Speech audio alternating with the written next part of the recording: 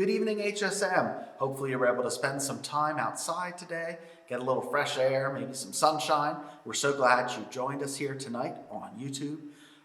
We're really looking forward to spending some time together, and your small group leaders are also looking forward to spending some time with you.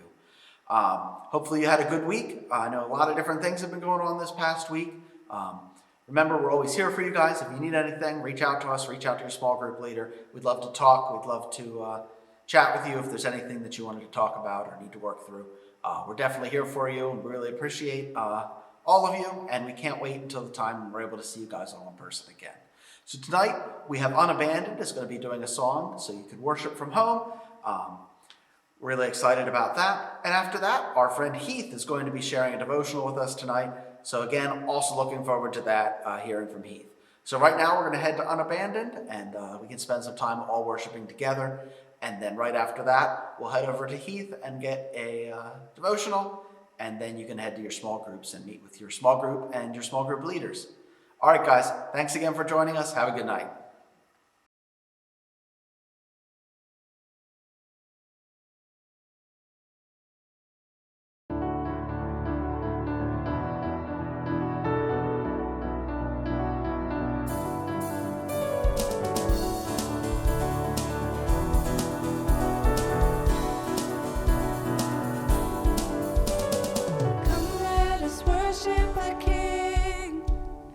Come let us bow at his feet.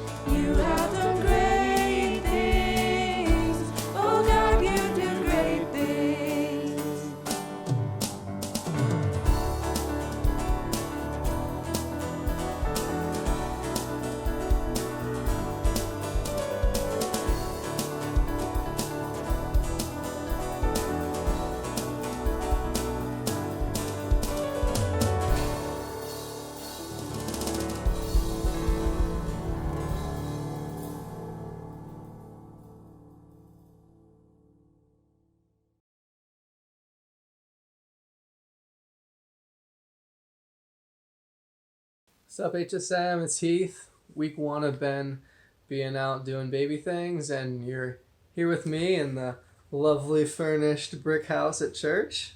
Nice floral furniture here for you. Hopefully, a nice little background for the video. Um, so, yeah, I'm giving the lesson this week, so here we go. So, I'm thinking about this quarantine stuff. It's kind of crazy, right? It's a very unique time in history, and one of the things that's been so wild is that it's thrown like business out of whack, right? Like demand has gone crazy for certain things, like obviously toilet paper and stuff early on, and even other things that before you walk in the store and there's plenty there, but now it's like, oh, where is all this? Cleaners and paper towels and all that stuff. But I've heard recently that bikes have also made the list as well. So a lot of people are going out there, makes sense, going out there, they want to get out of the house, and they're going out and buying bikes. This is actually true of my neighbors. If you go to East Swamp, Aaron Landis, the pastor, and his kids, they all got bikes, the whole family. And so I've been seeing them like driving, or riding around my yard and riding around their yard and all kinds of stuff. And it's made me think back to when I was a kid and I used to ride my bike around. I have a lot of good memories, a lot of really good memories of riding my bike. It's kind of that freedom you have before you can drive. You get the bike, I could ride to my friends' houses, I could ride around the block. I did a lot of riding with my siblings. I have 5 siblings, so I did a lot of riding with them. And so it was just a lot of fun. A lot of good memories. One of this kind of the stupidest ones was me and my older brother Quinn. We were about 18 months apart, so we did a lot of things together growing up. And so the one day we decided we wanted to watch a movie, and we wanted to go get a drink, like a soda. We wanted a soda to be able to like sip on during the movie. And so, we probably had soda in our house, but we knew that where my parents lived, it was basically a 2-mile block. So it was 2 miles around the block, and basically exactly a mile around the block. So exactly the opposite side of the block was a Top Star, was an Exxon Mobil station with like a convenience store. And, they have fountain sodas. So we're like, all right, let's go down there. It's super cheap. It's like $1.50 or whatever it was to get like a fountain drink. So we didn't really plan it out, which will become clear. So we decide that we're going to ride our bikes down to the Top Star. And then we're going to ride them back, obviously. Then we'll watch the movie with our sodas. And so we get down there and like, we don't like take it easy, right? We're not going to take it easy on the Mountain Dew. We're going to load up on it. So we get the biggest cup they have, a 64-ounce Mountain Dew, both of us, with like the flimsy little lid on top. And we, fill it to the brim with Mountain Dew. And then we get out to our bikes and we realize, we really didn't think about this. Like we didn't have baskets or anything. And so I think we might have kind of realized that. Anyway, we got a plastic bag. We each had plastic bags. And so, which didn't really work that well. So we had these massive sodas like in these plastic bags. And then we have to like counterbalance them on the bikes. We're like riding. And my parents' house is like on the upper part of the block. And so basically a big portion of the way home is the way that we went, which we should have gone the back way because we looked like fools. But we went kind of the way that took us to Allentown Road, if you know where that is. And it's a pretty well-traveled road. So we're going up this long, gradual hill. And if you know the area, you probably know exactly what I'm talking about. But there's this long, gradual hill up Allentown Road. And we're like struggling, just trying to stay on our bikes. And our soda's like spilling and everything like that. And it was just funny. I mean, it's just a fun memory looking back at like kind of a stupid thing we did. But it was that experience of being able to go somewhere when you wanted to. And it's just a lot of fun. So... But as I was preparing for this lesson as well, I thought back to a picture I had seen actually on the Wall Street Journal. I have like a professional job, and at one point I got the advice of reading the Wall Street Journal every morning, and I never got a subscription for it, so I can only read the headlines because I can't get all the articles are locked. But they used to do this thing called Photos of the Day where they give you photos from all over the world, and it was really cool to get just perspective on what's going on. And sometimes they're just really beautiful pictures of nature. Sometimes they were like really sad pictures of what's going on out there. Sometimes they're very joyful. Sometimes they're just cool things to kind of see, oh, that's cool, that's going on in like Belgium or something, I don't know. But I remember seeing this picture, and I used to save some of the pictures when I really liked them, and so this one was definitely one that I saved. Unfortunately, I got a new work computer, lost the picture, and actually the one, well anyway, here's the picture right now. And so this actually isn't the one I saw, but it's very similar. And you can see it's of this boy riding his bike. And this is in Syria. I think it's in Raqqa. I might be saying that wrong, so apologize if you know how it's actually pronounced. But this picture really hit me because, you obviously see that the city's torn apart. And basically, I mean, Syria is still, I think, basically in a civil war.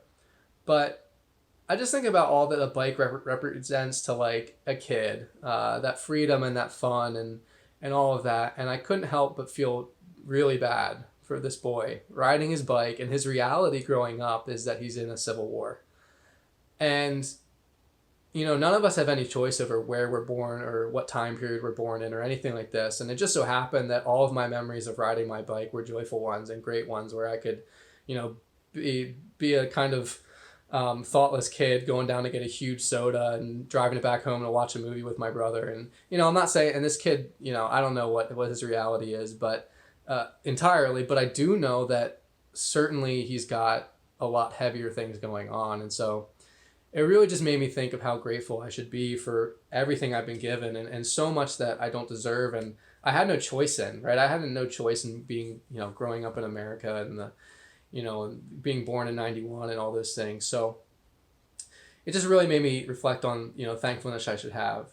And so today's lesson, I really wanted to, that's been on my heart a lot recently over, for a decent time period, actually. Just God's been working on me in terms of just being grateful for everything, even the little things, so many things we take for granted. So I just want to encourage you guys in this time to really be grateful. And so that's what the lesson's going to kind of focus on today. But before we jump into it, I just want to pray for us. Father God, thank you for this time. Thank you for the opportunity to still connect with students, even though it's virtually. Thank you for the space to do that and the technology and all that. Thank you for who you are. You've blessed us with so much, so much. And so I pray that this lesson would speak to all of our hearts as your word just gives us an example of someone who had the right perspective and who was thankful even in the worst of times. And so I pray that you just help us to be thankful as well in this time because we are so blessed. Praise things in Jesus' name. Amen. So yeah, I want to, basically right now is a hard time when things are kind of going way that we don't really like, right? Thankfulness is hard. It's hard right now to give thanks. And why is that? Because things keep getting taken away. Actually today, it's Friday. I'm not doing this live. I just heard that Pennsylvania, all the counties are going to be yellow by the June 5th, which I'm pumped about. So that's really exciting news. But there has been a lot of bad news recently, right? Like things keep getting taken away. Vacations are still canceled. Trips are still canceled. Those things are going to linger on and the effects of those. And we can't meet as a church body, a whole church body, the way we'd like to. And there's just a lot of things. I know for, the seniors, obviously they missed out on graduation and everyone's missing out on the season of sports. And so there's just a lot of things that have been a real bummer in this time period. And so that just makes it generally a hard period to give thanks because a lot of things have been taken away. But what I want to do is look at a Bible story about, it's a Bible story, but it's a historical story. So it's a real event that happened. And so I want to look at it, and it's the story of Job. And what I want to do is kind of look at the story and look at what his response was to everything that was going on with his life, and then kind of pull some things out of that. So the background to Job is that Job was first of all, if you've never read the book, you definitely should. It's very good. It's very impactful because everyone loses something at some time, and this book is just a really good one to basically prepare you for that and make you think a little bit. So, but the book of Job is crazy. Like there's basically narrative for the first 2 chapters, and then kind of like a storyline, and then after that it's like all poetry, and it's like 40 chapters of poetry, which is really good. But the first couple chapters tell basically the backstory to what happened. So it talks about Job, and it says basically he's a very wealthy man. In that time, wealth was measured, in a lot of ways, it's like today, and wealth was measured in possessions, but back then it was typically like animals, and land, and things like that, rather than like houses or boats or cars or whatever. So, it talks about Job in the opening chapters, and it says that he had 7,000 sheep, 3,000 camels, 500 yoke of oxen, 500 donkeys, a large number of servants. He had 7 sons and 3 daughters. He's super blessed, super loaded, really wealthy guy. It even says he was the greatest man among all the people of the East. So he was a very successful person, especially in the world's eyes. But it also says, I'll say basically what happens is, it kind of says a little bit about Job, and then it goes to this crazy scene it sets with God. And so it says that the angels are presenting themselves to God, and Satan comes, and God's like, what have you been doing, Satan? Like, where have you come from, kind of thing. It's just a crazy scene to think about. And Satan says, oh, I've just been roaming over the face of the earth, back and forth. And God says, have you noticed Job? And he's basically bragging on Job, because not only was Job like materially successful, but he was also an upright man. The Bible says that he was a man, or God says he was blameless and upright, a man who fears God and shuns evil. And so he was not only successful in the world's eyes, but also successful in God's eyes, which I think is cool. And I also think it's cool that God is like bragging on a person. So God does notice like when we follow him, and he's proud of that in a way. So I think that's really cool. But anyway, so he's saying, oh yeah, he's such a great guy, Job is. And Satan's like, well, yeah, of course he is. Like, of course he's a great guy. You've given him everything. He's super rich. He has a big family, and he's got everything. And so Satan's like, if you take that stuff away, he's just going to curse you. Like, he's not really that legit. So, and God's like, okay, well, you can't actually touch Job. You can't do anything with him physically or physically, you can't like kill him or anything, but you can do what you want with his possessions. And so basically raiders come in and take his animals. Job's sons and daughters took turns feasting at each other's houses, and a storm comes, I believe, and knocks down the house, and all of them die.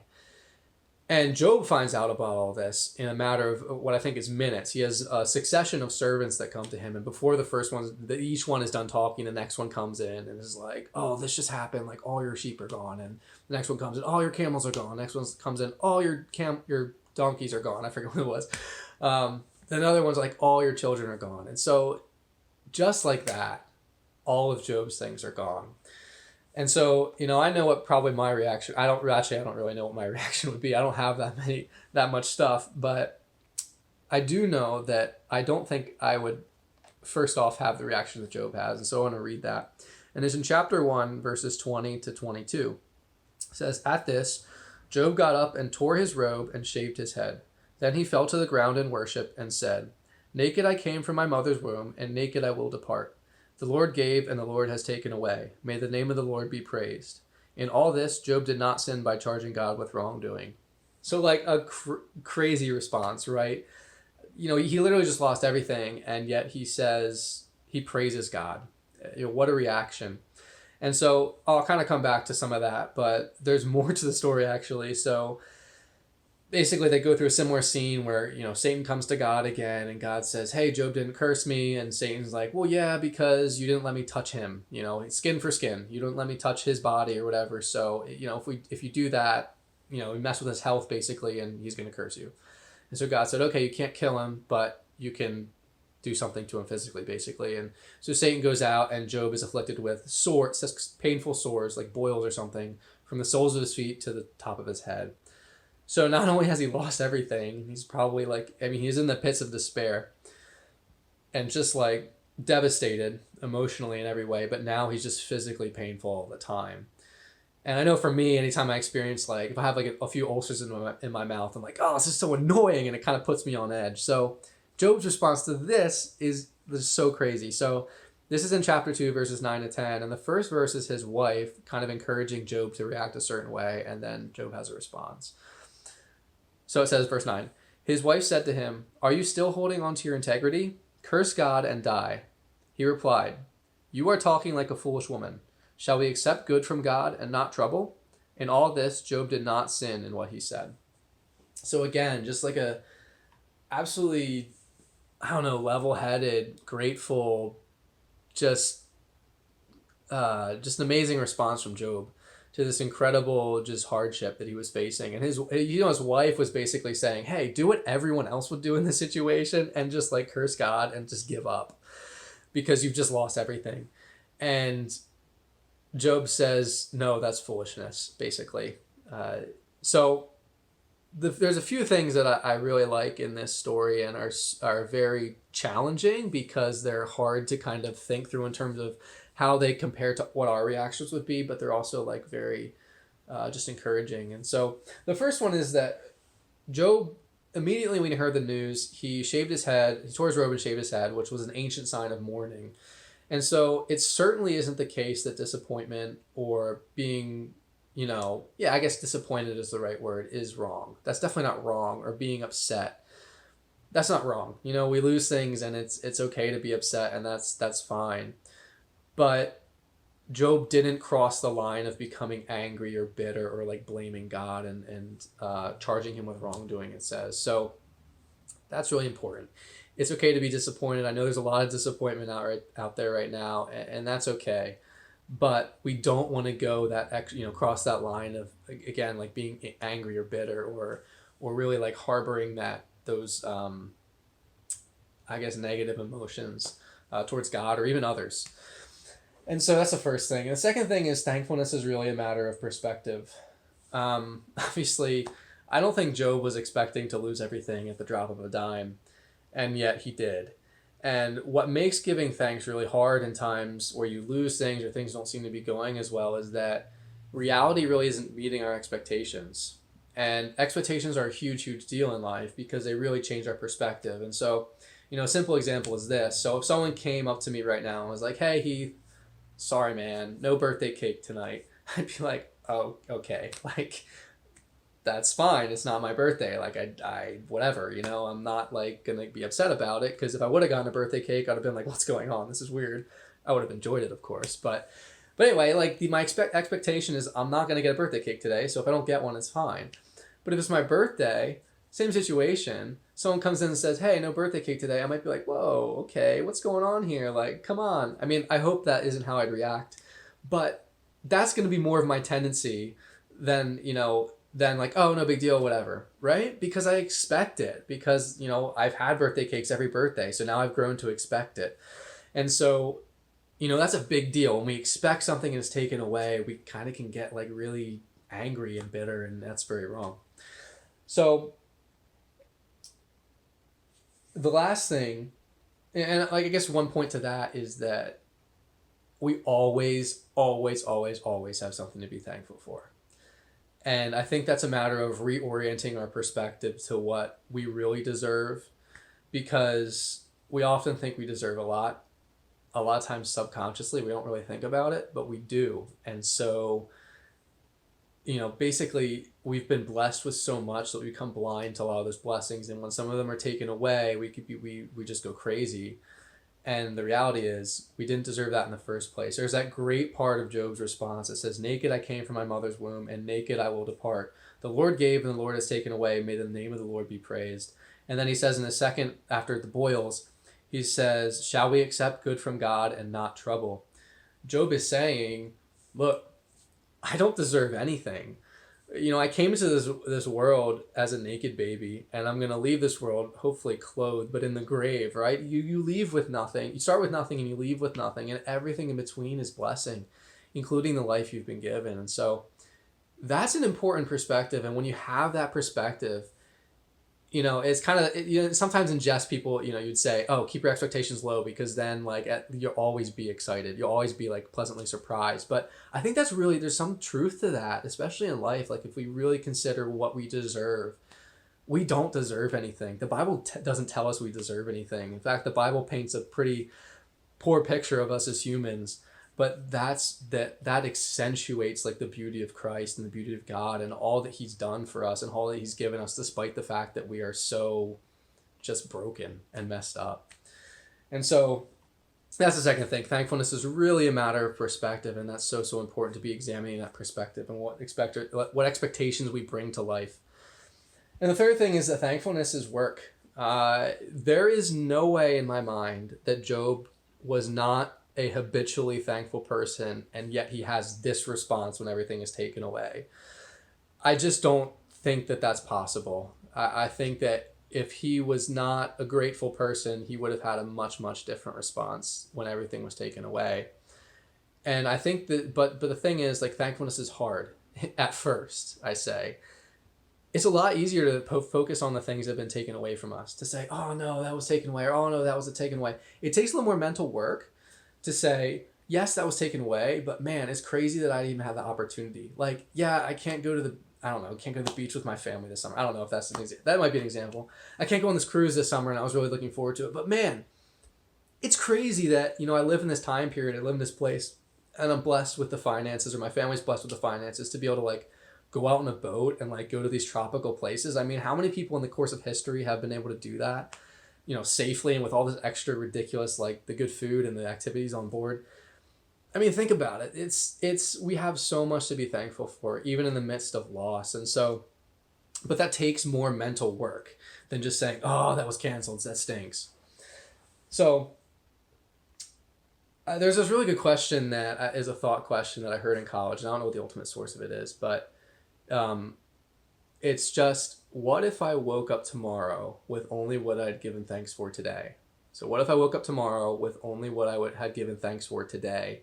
And I think that's a really powerful question to remind ourselves and to kind of like consider. Because the reality is, a lot of the things that we really love, we don't give thanks for. I mean, think of the last time you said, hey, God, thanks that I can hear, that I can see, that I can smell, that I can taste, that I can feel, like the five senses. Life is way different without them, but we take them for granted so much. And so, that it's just so good to reflect and to do that mental thought and to work at thankfulness. And really, as we do that, it becomes easier and easier. It becomes more of a habit. It becomes more, and it flows out of us. I think, happiness and joy are very different. I think for the Christian, we know that. And joy is much deeper. It's really at the soul level. And I think habitual thankfulness builds that joy, is one thing that really sprouts that up in someone.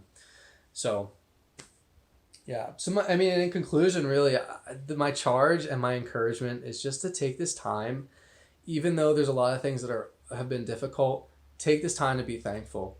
It's a great opportunity to trust God that He is good, whether He gives or whether He takes away. Spend some time thinking. That's really what it boils down to. Take, 1 or 2, maybe 5 minutes and increase that. But try to be intentional about thinking about things you're thankful for. If you're starting to get like a little bit angry or bitter about things and really upset about things being taken away, examine your expectations. Think about what you actually deserve and compare that to what you've been given. Because I would posit to you that all of us with the real, like a legitimate, true perspective will realize that we have a whole lot to be thankful for.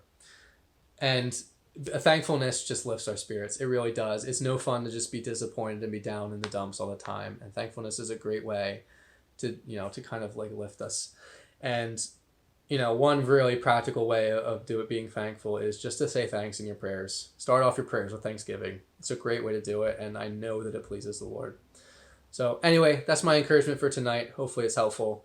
Go to small groups. See you later.